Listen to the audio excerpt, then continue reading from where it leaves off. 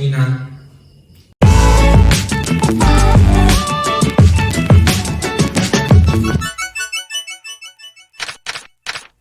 Dalam video sebelumnya, nanti bisa dilihat di sudut kiri,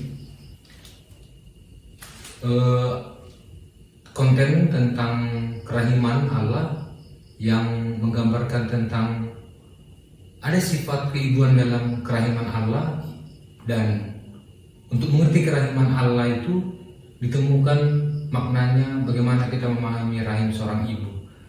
Nah, pada konten kali ini saya mau berbagi tentang bagaimana kata maharahim juga atau kerahiman kita mengerti sebagai kebapaan Allah, bukan saja keibuan Allah tetapi juga menonjolkan sifat kebapaan Allah yang maharahim. Kata maharahim kiranya cukup jelas menggambarkan Allah yang penuh belas kasih keibuan. Lalu bagaimana dengan belas kasih Allah yang penuh kebapaan? Apakah kitab suci berbicara tentang kerahiman Allah jenis ini juga? Atau pertanyaannya, apakah maksudnya berbeda? Jawabannya tentu tidak berbeda, kerahiman kebapaan Allah dan kerahiman keibuan Allah. Baik dalam perjanjian lama maupun dalam perjanjian baru, kedua-duanya membicarakan Allah yang sama, yang penuh belas kasih secara keibuan dan penuh secara kebapaan. Salah satu ayat kita temukan dalam perjanjian lama berbicara atau menggambarkan Allah Bapa, dapat kita baca dalam Mazmur 103. Demikian bunyinya, seperti Bapa sayang kepada anak-anaknya, demikian Tuhan sayang kepada orang-orang yang takut akan Dia. Sebab Dia sendiri tahu apa kita. Dia ingat bahwa kita ini debu. Menguraikan lebih lanjut isi Mazmur ini, sebelumnya dalam Mazmur yang sama dijelaskan mengapa Allah bersikap sebagai Bapa yang ideal. Demikian, Tuhan adalah penyayang dan pengasih, panjang sabar dan berlimpah kasih setia. Tidak selalu Ia menuntut dan tidak selalu untuk mendendam. Tidak dilakukannya kepada kita sesuatu yang setimpal dengan dosa kita, dan tidak dibalasnya kepada kita setimpal dengan kesalahan kita. Tetapi setinggi langit di atas bumi, demikian besar kasih setianya. Itu konteks dalam perjanjian lama. Lalu pertanyaan, apakah ada ditawarkan dalam perjanjian baru?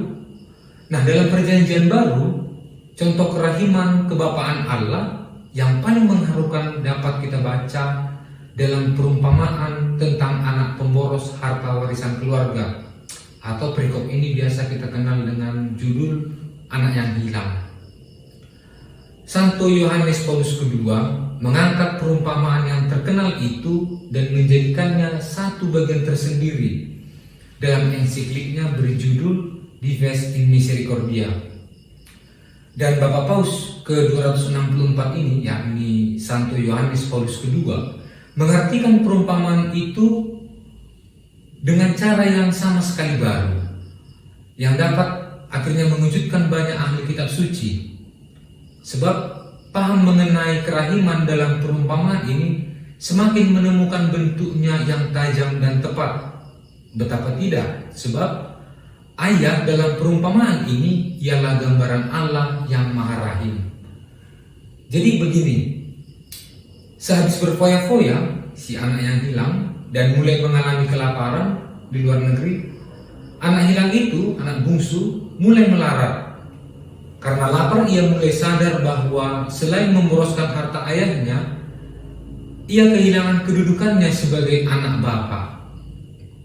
Pemikiran selanjutnya, betapa banyak orang upahan bapakku yang berlimpah-limpah makanannya, tetapi aku di sini mati kelaparan. Nah, sementara itu yang dimiliki para upahan di kampungnya tidak ada lagi padanya. Anak yang hilang menjadi manusia yang tidak terhormat. Ia bukan hanya kehilangan dirinya sebagai anak yang durhaka, melainkan malah tidak berbeda dengan budak.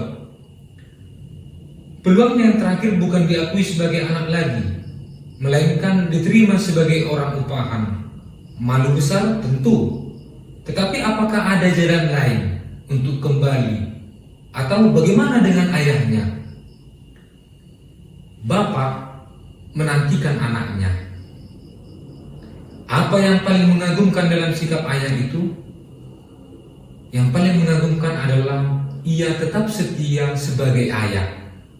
Ia tetap setia dalam kasihnya kepada anaknya. Kesetiaan itu digambarkan secara mengharukan sebelum anak itu sampai kepada ayahnya. Juga dalam sukacita ayahnya disebutkan ketika masih jauh ayahnya telah melihatnya, lalu tergeraklah hatinya oleh belas kasihan. Nah, ayahnya berlari mendapatkan dia, lalu merangkul dan mencium dia.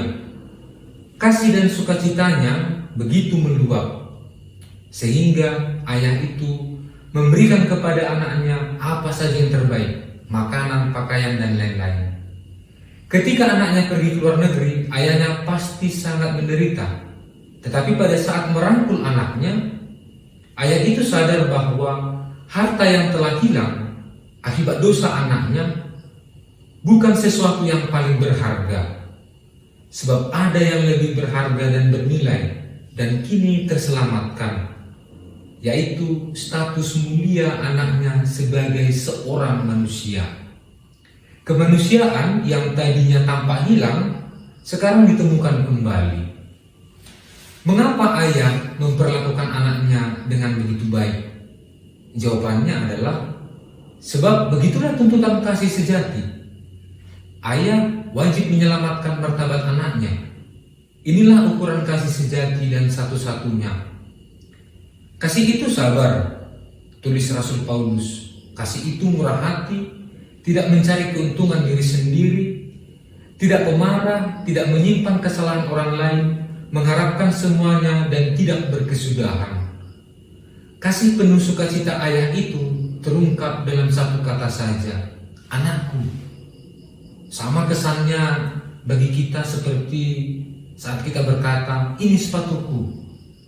Kita ingin menegaskan bahwa sepatu itu adalah milik kita. Nah, jika seorang ayah berkata, ini anakku, ia mau mengungkapkan relasi paling intim dengan anaknya, yang tak mungkin dicabut dari hatinya. Nah, demikianlah gambaran yang paling menakjubkan dan juga dapat kita temukan dalam kisah Perjanjian Baru, bagaimana kerahiman kebapaan Allah kita.